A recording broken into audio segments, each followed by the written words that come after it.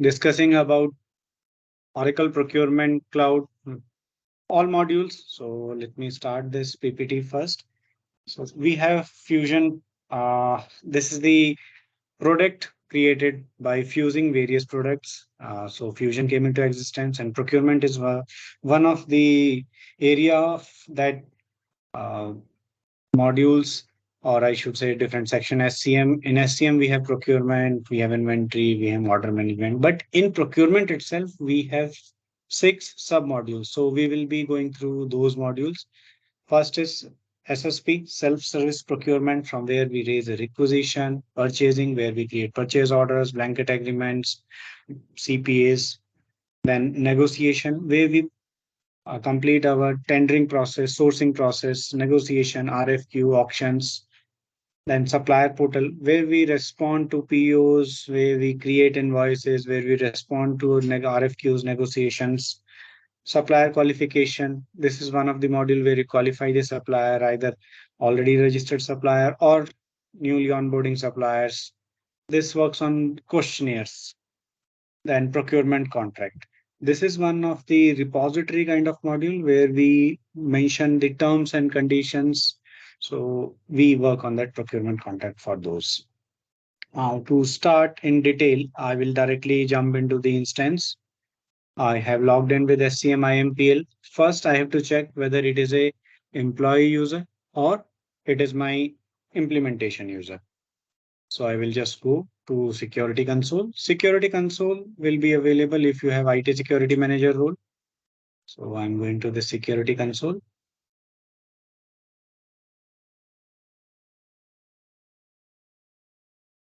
So I'm going to this user and SCM underscore IMPL. If I click on this user, I will see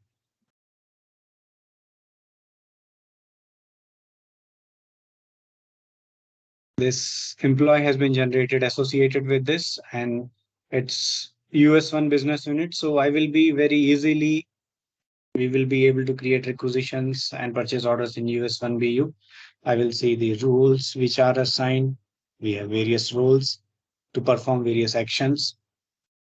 And now going back to PPT, the second page, we need to go through the prerequisite setups like location. We have to create employee, which we have checked employee type. We need to assign the roles. Business units we need to create. That business unit is going to be used for purchasing, for receiving, for invoicing. For that, we need to have this assigned business unit business function, which means we are assigning our business unit all the business functions that we want to get performed under that business unit. Then item organization, inventory organization, we have create item,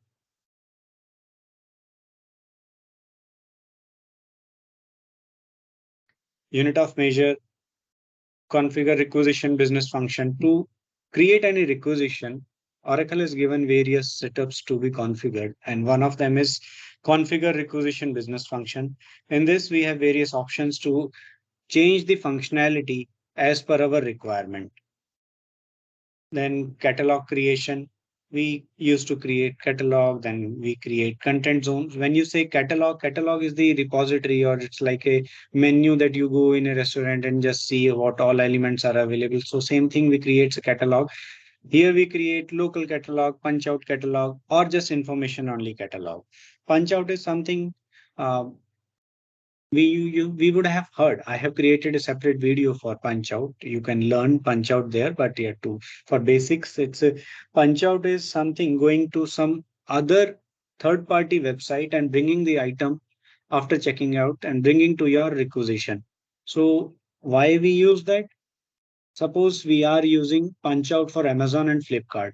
Amazon may have 10 lakh items, Flipkart may have 7 lakh items. So if I start creating those items in my item master, my system will be unnecessarily overloaded. To avoid that, I used to just configure the punch out, go to their website, whatever we want to procure, we just procure, and we question may arise that if we are procuring from punch out, let's say some sellotape, so that is a administrative item. I can I can say when I bring it to my Oracle, how I'm going for its accounting. So I'm doing a map set. So while doing the punch out setup, we do the map set setup as well for their category and our category. So we used to do that kind of setups. Then we create content zone. Content zone says you want to see the items from your blanket purchase agreements, your or predefined inventory items, I should say item master items, and is it restricted to some business unit? Those kind of setup we do in content zone. Then category definition in Fusion is done by the task functional area catalog. Here we can define multiple functional area catalogs, but purchasing, inventory. Oracle has given a standard classification of this. So one classification can be assigned to only one functional area catalog. If you have five functional area catalog, you can assign all five to item master, but the default one will be only the one which has been associated with the default area. If I say procurement and inventory functional area catalog, then it may have hundreds of categories. So we will see how it function, but just I'm telling you from the basic functionality point of. Then another important aspect is TAD, transaction account definition. We call it transaction account builder, where we define what all charge account or variance account or accrual account, destination accounts. So we define that how these accounts will be derived. We create some rules, account rules, we create some mapping sets, then we configure, we weave it actually.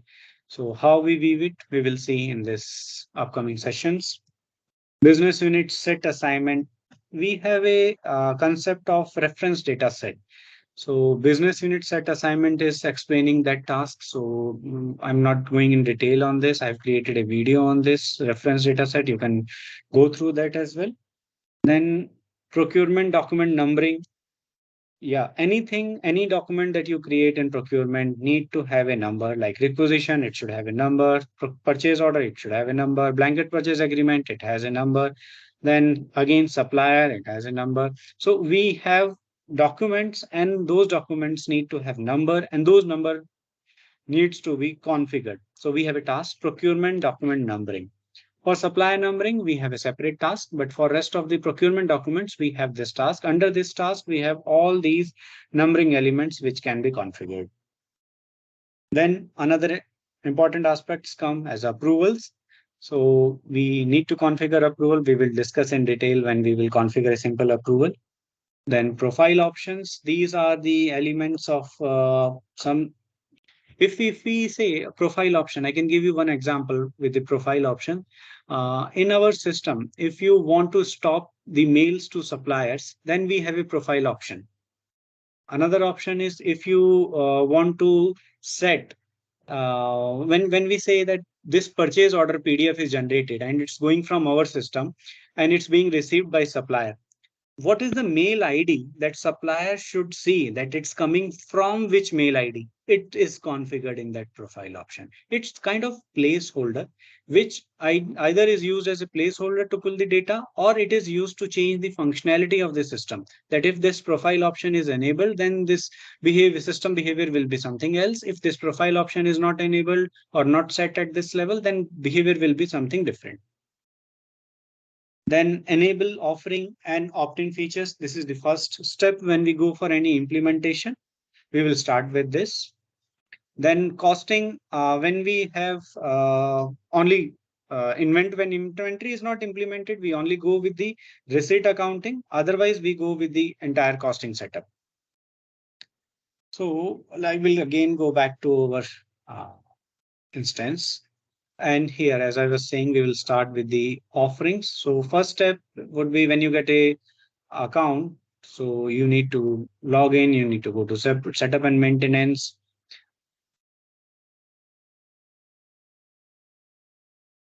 And you need to go to action and you should go to offerings.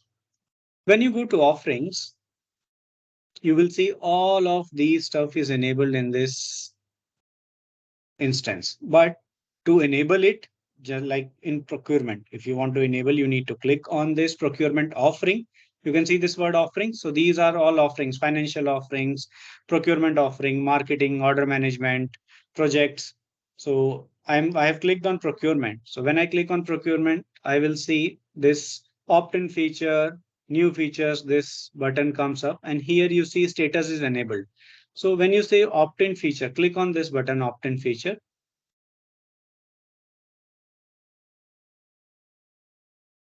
Opt-in feature is something Oracle is every quarter Oracle is releasing new features, and few of them they are giving under this opt-in feature that you want to enable it or you don't want to enable it. And they also say you can defer this enablement up to 1 year, 2 year. That means by this release it is optional, and after this release it will be mandatory. So that kind of stuff is uh, captured in this opt-in features and controlled from this opt-in feature. So now you can see the screen. So procurement, when you come first time on this page, this procurement itself will not be enabled. Once you enable this, then only the previous page, this offering will sound as enabled. Sometimes system goes slow, sometimes it works well. So we don't have any control on the demo instances. So here you can see it's enabled. Now if we go to opt-in features, again, we have procurement. Under the procurement we have all modules, so there are opt-in features for all sub modules. We enable these sub modules because sometimes client may say that I don't want to implement SSP, so there is no need to enable self-service procurement. We can omit that. If they say we don't want to enable the sourcing, we are not implementing sourcing, so there is no need to enable that sourcing thing, and no need to select those elements. Now, procurement, you see, now self-service procurement. If I enable this, I can see if I click on this features is this edit button. So I can see there are sub elements, sub opt-in features. I can enable it, and I can just see what how many time it has been enabled and disabled by whom. So this is history. So if I just remove it and if I just check in and I just go to see the history, you can see there are two entries I enabled and disabled. So never ever in prod try to test this, because it captures every single click that you do on these checkboxes. So before doing this, I will again show you this view history. Nothing is there. Go to again that page and remove this, apply this, again go to history. It will take your name and say this guy has enabled and disabled this. So never ever do this in your prod environments.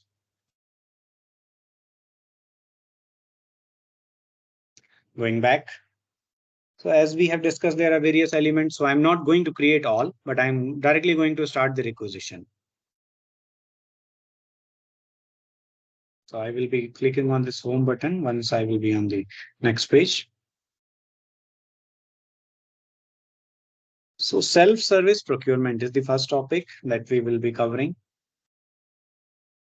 So I will be going in a reverse way, which means I will be creating first a requisition, then we'll be going to those setups, those are done for that requisition. So we will be going to this offering of procurement and then this submodule purchase requisition. We will click on this. We have various options on this page, which says more tasks. Under more tasks, we have enter requisition line, request non-catalog, request new supplier, all these things. If we don't have advanced procurement requester role, we are not going to see this enter requisition line. If we just have employee role, we can create a non-catalog request, but we will not have this enter requisition line until you have the advanced procurement requester role. So this is shop by category option. If we have defined this category hierarchy and we have blanket purchase agreements for those items, then items will appear. See, if I click on this maintenance, if you see maintenance, so this item will have this maintenance category. So text. So all these three items, if I click on this first item, and if I see this is having category of maintenance. So I can directly add from here, but I'm not doing that right now. So I was just explaining this shop by category comes up when we have the category hierarchy set up, and then we have the blanket purchase agreements for those items or categories. Then only it will appear here. Click on done. Again, we will reach to the dashboard or home page of this self-service procurement. Recent purchases appears here. Request forms are the forms that we call smart forms. We say recently views are here. Information templates are provided here. Top categories that we have purchased are here. Recent requisitions are here. Now I can see only 5 requisitions. Now I want to see all requisition that I would have created. Either I click on view more.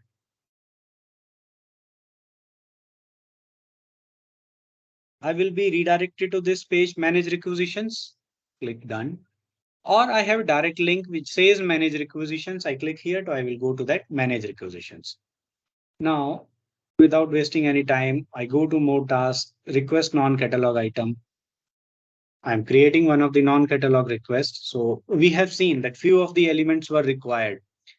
So this is the line type, which is coming goods billed by quantity. I'm just typing a description. I will say test item for demo. Then category, I will put miscellaneous. Then let's say quantity 10, unit of measure each. So when I say unit of measure each, I would have defined unit of measure somewhere. Unit of measure definition comprises of unit of measure, union class, its standard conversion, or some intra-class, inter-class conversion. So when you define UM, when you learn UM, you should be aware of what we need to do. Similarly, category name was also coming from some drop down from LOV. So it is also having some master, which we have discussed, functional area catalog that is defined at that place. Now price, let me give some price. So if I would have some BPA, so this price would have derived automatically from that blanket purchase agreement. Or if I would have done it from enter requisition line, price would have defaulted from my item master list price under the purchasing section. Now I'm not taking this new supplier. I'm even not providing any supplier, and I'm not even entering this negotiated checkbox. So if I just say add to cart, you can see some star marks there. So they are just representing mandatory. They are not mandatory. So we can do this by sandbox. We can say that it's required or it appears as required. If we go to this, as I spoke about sandbox, we will discuss about sandbox as well in upcoming sessions. Now test item for demo, I click on review. I clicked on this cart and then this pop-up came up and then I'm clicking on review. It will take me to my requisition. So if I want to add more lines, in spite of coming into this requisition, would have gone to the home page and just added to cart, multiple items I could have added in this single requisition. The first item that you add, its description is by default copied to my requisition description. Most of the client ask that we don't want this. Oracle says no, it's a standard functionality. It has to be there. So live with it. Then who is the requester? I can change the name of requester for the organization.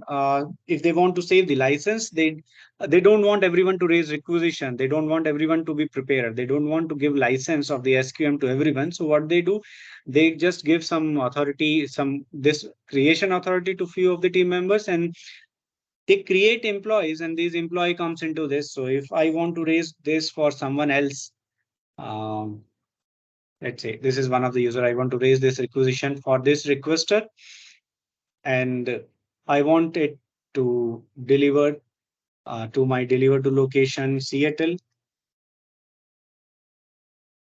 Now I selected something from here, and I earlier told you that we need to create location. So location is coming from location master. And similarly, suggested buyer, I can give this. So these fields are by default hidden. By sandbox, we can enable this. So if I say suggested buyer is Casey Brown, so I can select that buyer. And if I click edit on this, I have not seen the supplier thing. So I need to click on edit for this line. I selected this line and I click on edit. A pop-up will come where I can select the supplier. So I can select the Lee Supplies as supplier. This is the default supplier which Oracle give, and we mostly use this in any of the demo. And you can see charge account is by default coming from the TAD which has been configured. So this requisition is almost complete. Now we are going to submit it for approval. Now again the approval word came, so approval needs to be configured. One thing I haven't spoken about is the project detail. If we want to associate this purchase, this requisition to some project, then I need to give this project detail, which project number for which task, which expenditure type. I've and this charge account will also be derived based on this. It depends on this TAD setup or setups, how what you have done. Now, going back to the approvals, if I click on this manage approval, I am not clicking on the submit button. I have not clicked on that, and I have clicked on manage approval. Before submitting, if I want to add someone, if I want to see to whom this requisition will go for approval, that depends on the configuration that I would have done in the approvals. So that approval hierarchy will generate and it will be displayed on the next screen. So by the time it comes, okay, it's application development framework. That means it has been configured like auto approve. So which rule would have triggered? How you will know? On this screen, when you came on this screen, there is a flowchart kind of structure here. Then just hover your mouse on this. And once you are hovering on this, you will see there are number of rules which are invoked.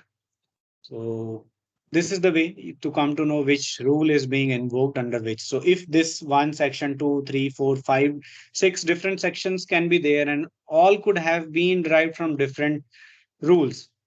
So now I'm going back, or before going back, I can say when you click on this and if you want to add any additional participant, that means it should go for approval to someone else before going to someone else. So I can just add on the ad hoc approvers. To add them, you need to click on that element, that 1.1.1. You need to click here. If you click on this header stage, here you cannot add anything. Where you can add under the stage, under this parallel action stage, I cannot add here as well. So I have to be under this to add anyone, any party to approve to come before or after. So if I add anyone, I clicked on this plus, a pop-up should come and it says above participant, below participant, at which stage, or only FYI. So those things can be added. Now, if I just click back,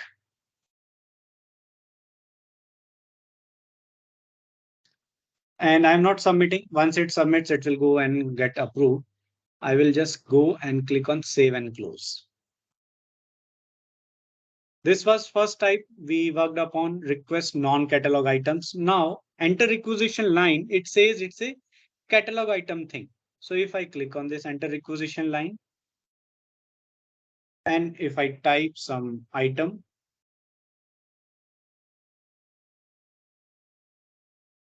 let's suppose this item is being selected. So automatically you can see description came, category came, and category is non-editable when you use this item. And quantity also got defaulted, got defaulted, price got defaulted from item master, and there were various defaults. So before going to this, let me discuss about the location default, from where this location is getting defaulted. Go to more tasks. There is a update requisition preferences. This is the first setup that you have to do when you create your own requisition, because these are the two mandatory things. So all Sama building is the default delivery to location someone has configured in this demo instance, and requester name for whom we want to raise the requisitions. And you can see requisitioning BU US1. This is coming non-editable. If you give the data access of multiple business units to this particular role, then you can see a drop down with multiple business units. If you don't give that access, you will see only the business unit which is assigned to your employee while creating your employee.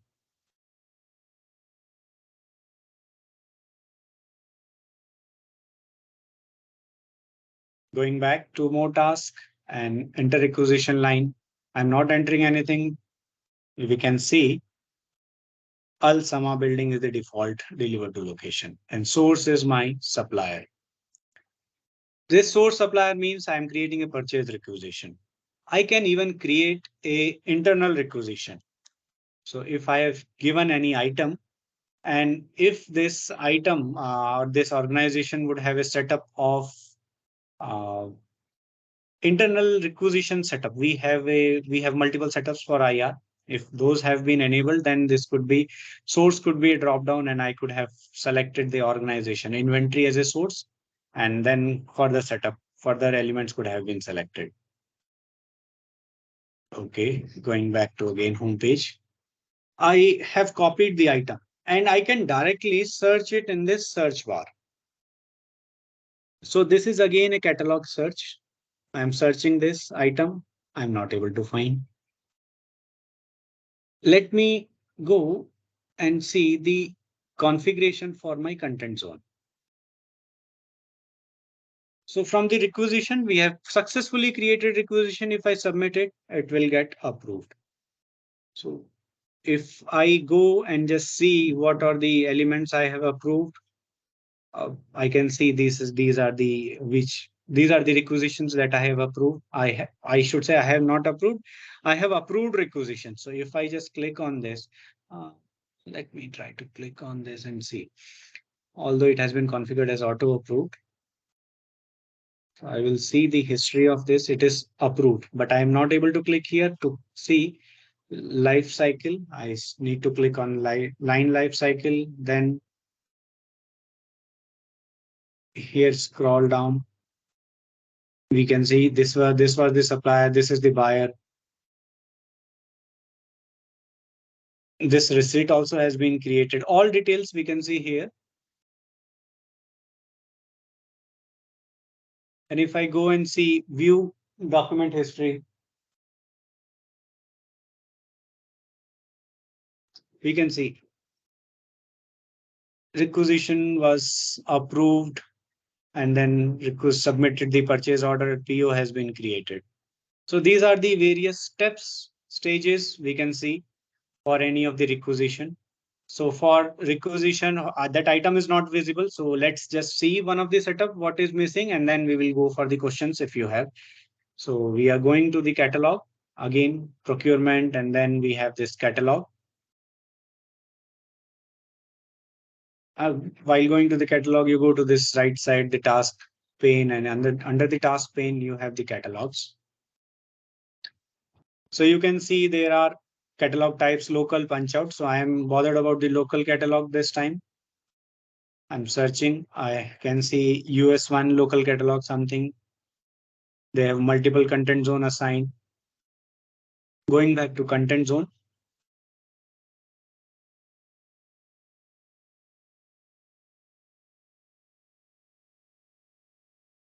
US1 BU search. Everything is defined for US1. Then new content zone or US1 requisition content zone, US1 procurement. Let me go and check this. US1 BU, US1 local catalog, someone would have created as US1 local catalog. Using that one, no shopping list available to all procurement user or secured by worker. This is for procurement. I just want for requisitioning. Usage, requisitioning, search.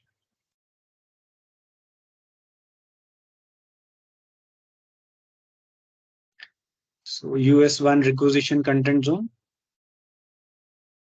They have selected all the catalogs. Even US1 local catalog is there. New employee shopping list is appearing. Smart forms are appearing. Available to all requisitioning BU. This is available to all requisitioning BU. So US1 catalog. Now I will go through this US1 catalog. So go to this manage catalog, which window is already open. So that name was US1 catalog. Here you see this checkbox was not checked. Include all master items. If I check this, it was saying include items from all agreement, all categories. This is the logic of catalog. So from which existing book you want to pull the item list. What I'm saying, book as one book you can consider as agreements, one book you can consider the categories, all linked item linked with all categories, then include all items from master item. So it was not there. So what was the difference or what is the change that we can see after doing this? Click on done, click on home page. Again, go to this purchase requisition and try to search that item, click enter. Now I can see this item. Earlier I was not able to see this because in my catalog, this item master was not categorized as a catalog element. So I hope this is clear till now. I'm just going back and I'm open to your questions. Anything, anyone, please go ahead.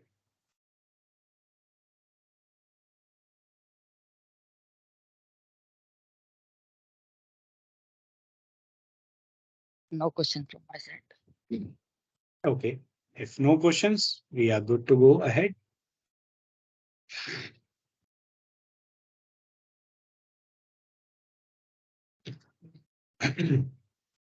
Now, in one of the implementation, we had few of Prashant, the requirements. Yeah, please. so in order to Tell me. create the requisition, so do we need any roles or privileges?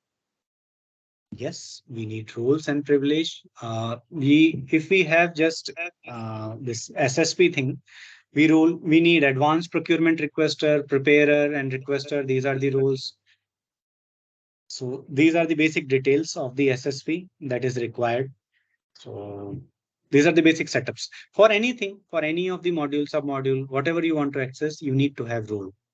First step is to have a role, to have a user, then to have a role, assign role that to that user, then you can proceed. And also data access also needed, right? Data access, when you say if for requisition creation, if your employee is created in US1 business unit, there is no data access required to create a requisition in US1 business unit. Data access is required if your user is not created in that BU and you want to create requisition using another BU. Then you will be requiring some data access. Yes, correct. Yes. Yeah.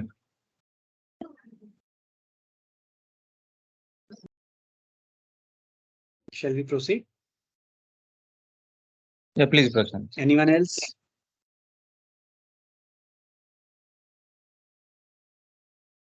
Okay, let me go to that instance.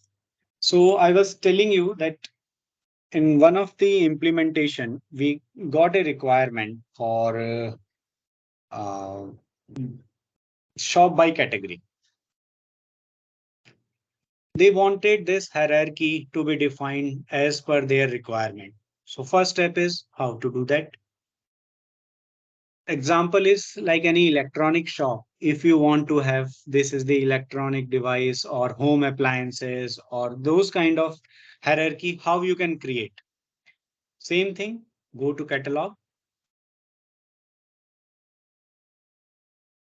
Under this catalog, there is an option under the task, manage catalog category hierarchy. Here we can define anything. Click on this root category. When you come first time, you will have only root category. You click on plus, you say home appliances. Copy this, paste everywhere, save and close. I don't want to give any image URL. Just save and close. Now you can see this home appliances will be appearing here. I click on done.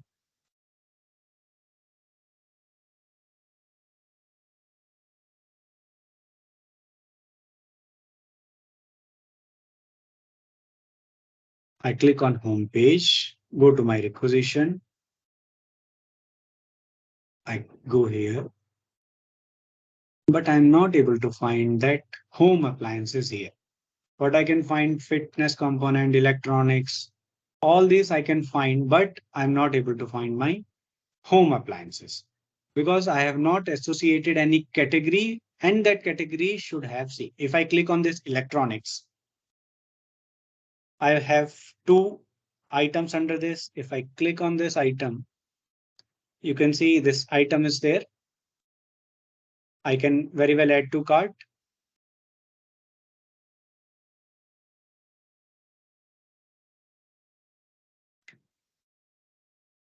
I'm going back and going to my setup where I have defined this home appliances. Go to category. I'm moving that electronics category to my home appliance category. So under the fitness component, someone have added this electronics.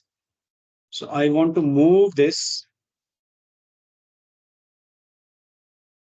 to my home appliances. Save and close. Done. It would be a longer process to create a category and then associate it to item and then add it to your category hierarchy. I have added the existing category. Now if I go and see shop by category, so I have home appliances and under that I have electronics. So this is the way you can enable this hierarchy. This is one of the requirement. Then they were having another requirement of smart form. They want that most of the things should be ordered from smart forms. So what we have done, we have created one smart form. How to create a smart form? Again, go to catalog. Manage smart forms is the task. Business card is the standard smart form which we use in demonstration, each and every demonstration, because it has all the elements that is required for any of the demonstration. If I click on this business card smart form, so this kind of form I used to get where I just provide the name, any instruction, any keywords, line type, it comes as goods, then item description. You see, user editable we have removed. If we can do this, that it can be edited by user. So what we have done actually, we have removed this access of user. They are not able to edit anything. It's like if you joined any organization and you want to order the business card. So this item is a default item, which is not an inventory item, but we have an agreement for this. For this agreement, we have this same text written on this agreement. So it will be by default pulling that.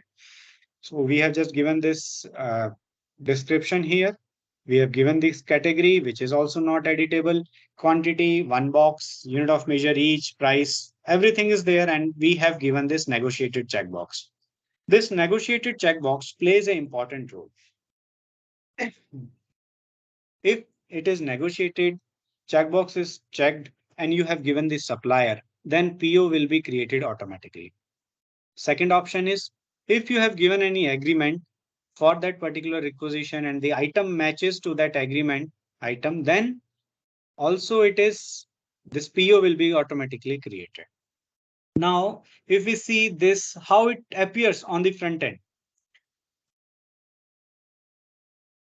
So we have one information template as well associated with this, which is business card information. So just keep this in mind that there is something information template additionally associated to this particular smart form. Earlier, what we have done, we have created a non-catalog requisition. I will go back to that page again. Request non-catalog item.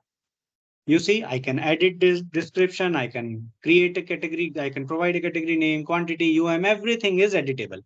But how can I make it non-editable as per different requirements? So I click on this request form. Request form means my smart form. If I click on this business card smart form, it will open a request non-catalog page, but with restrictions. Here, this description is coming. See, this instruction is coming, which I have given in my smart form page. Then item description is coming, but I am not able to edit this. quantities coming, which is editable. Then negotiated checkbox, everything, agreement is also coming. All elements are being pulled up from my smart form. And now if I scroll down, you can see these are the additional information. These are additional information which system is asking, which I have defined under my business card information. Please do not confuse this with DFF. This is not DFF. We have restricted limited number of DFFs. We avoid using any functional, ideally avoid using DFFs for any simple requirement. They try to map it anyhow without wasting the DFFs. So please avoid using DFFs. That is the least thing that you should use any of the implementation until unless it is very critical for any business process, we use DFF. But thumb rule is try to avoid DFF, try to find a alternate solution. Okay, so we know something about smart form as well, something about basic requisition. Now, next big element that we should see is approvals. Again, for approvals, we go for setup and maintenance, and then select the offering as purchasing. Here we have procurement as offering.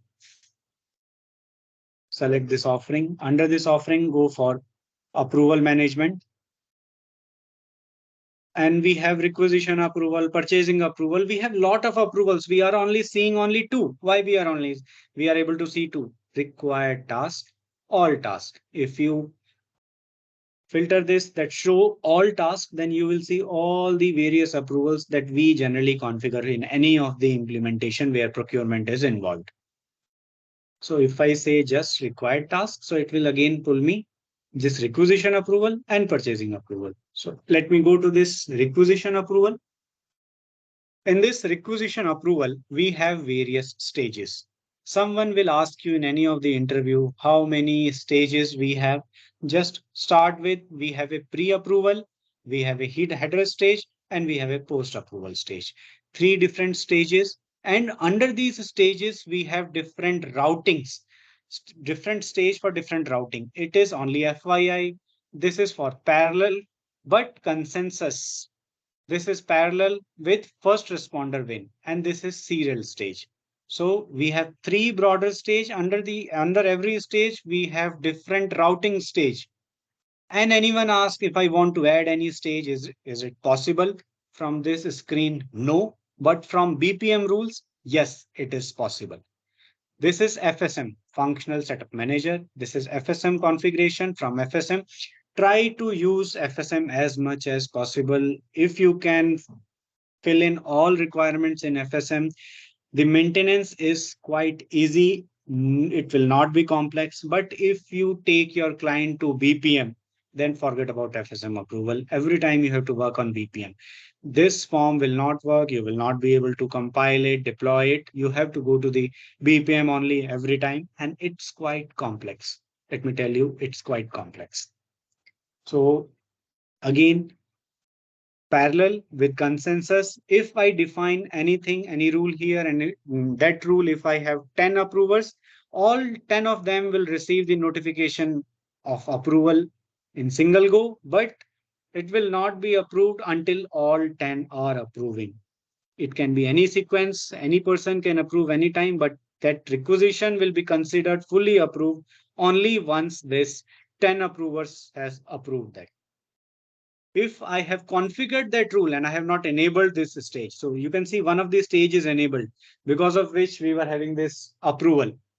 Now, if I have this header pre-stage approval and which is parallel and first responder win, and if this rule is generating and giving me 10 approvers, then it means all 10 is going to receive that approval notification at once.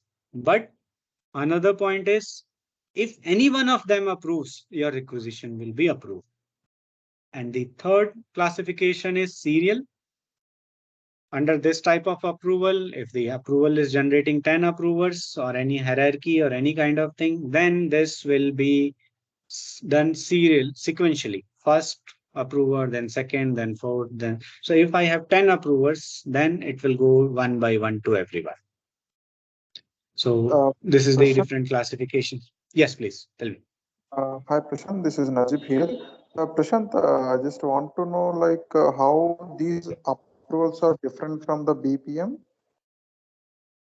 These approval are exactly same as we have in BPM, but if I click here, edit rules, if I just Okay, if I just click on this, create a rule, then conditions, then this is quite easy to configure. What I was saying, it is quite easy to configure. Same rules we can found in my BPM, but when you see the BPM, let me show you that window as well. I think you will have clarification once you see that BPM approval thing. And we have third kind of approval as well, which is under HCM, Human Capital Management. There we have different kind of approvals which are defined. So I will be going to that task, manage task configuration for procurement, either from this task or manage approval groups. From any of these two tasks, we can go to our BPM. So go to this button, task configuration, search this requisition approval, click on this. Here, if I that ask you that which stage is enabled, which approval is enabled, you may take some time to figure it out. okay, But okay, additional okay, elements which you can configure is you can do only here. So here you can see for visualizing for you that which stage is enabled. This stage is enabled. See, okay, these other stages are not enabled because this blue icon is not appearing. This is faded. So I just click on this blue icon, go to rules. I can see all rules which were written in this particular stage. So this stage is enabled. This is the way to identify. But when you see the Mhm. rule, you will you will see, wow, what is written here, how to understand.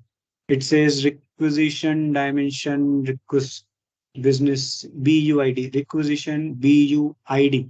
It's not REQ BUID, it's requisition business unit ID, this one.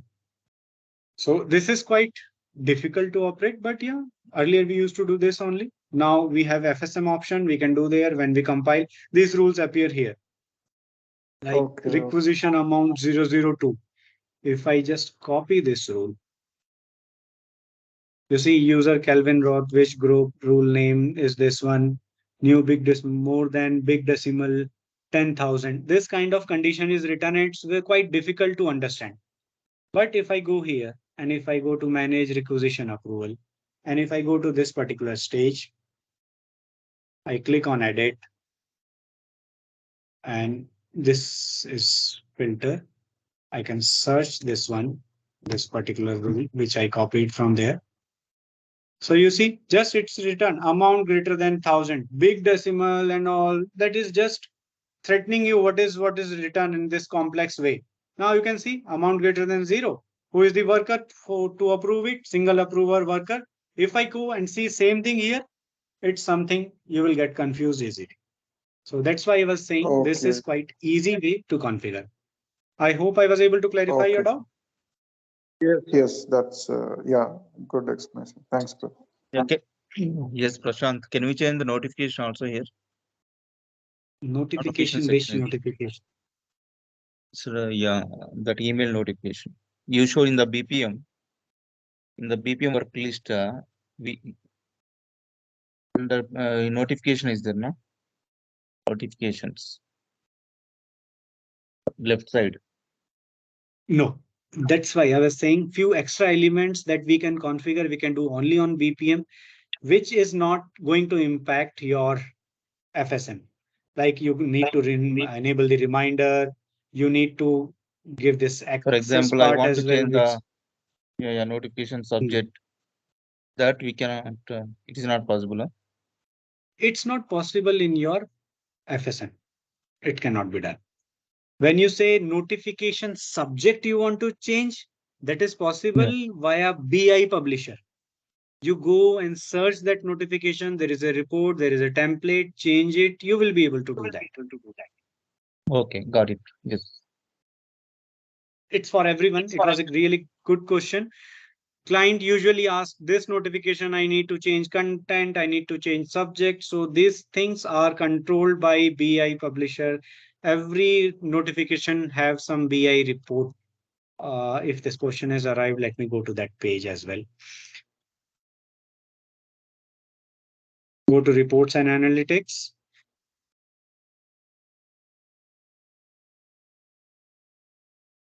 Browse catalog on this right side.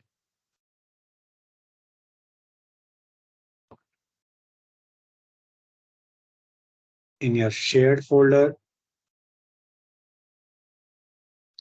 I'm going to this procurement.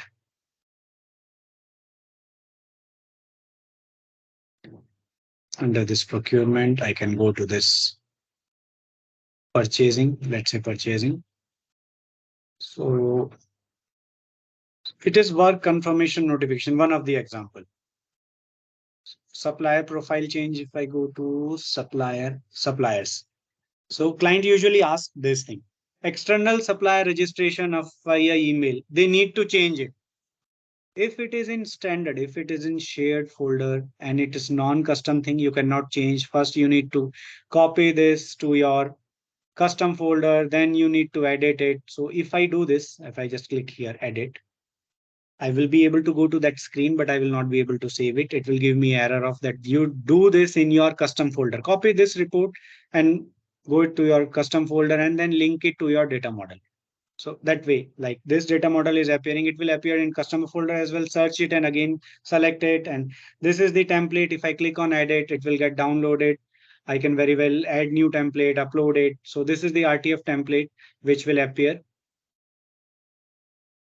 And in this template, you can see some detail you can change as per the requirement from client. I hope this is also clear to everyone. So what we have done, we have seen the work of the functionality of content zone, catalog. We have seen smart form. We have seen how to create requisition. We have seen the usage of approval. So we can say most of the things we have covered in self-service procurement, and you will be able to create requisition by doing the basic setups that we need to perform. And this setup listing I have done in my I should say these are the basic prerequisite thing. If you do this prerequisite setups, you will be able to complete your requisition creation. So it's I think that we should stop here itself. Let me stop the recording.